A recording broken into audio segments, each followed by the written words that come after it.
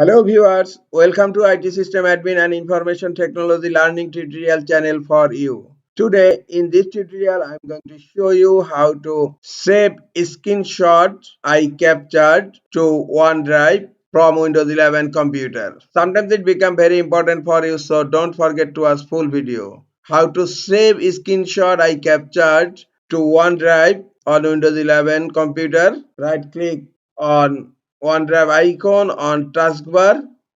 Now click on settings and help. Now click on settings. Click on sync and backup on left pane. And here you will find an option save screenshots I captured to OneDrive. By default it's turned off. Click here to turn it on. Now all your screenshot on Windows 11 computer will be saved on OneDrive. This is all for today. Hope this tutorial is helpful for you.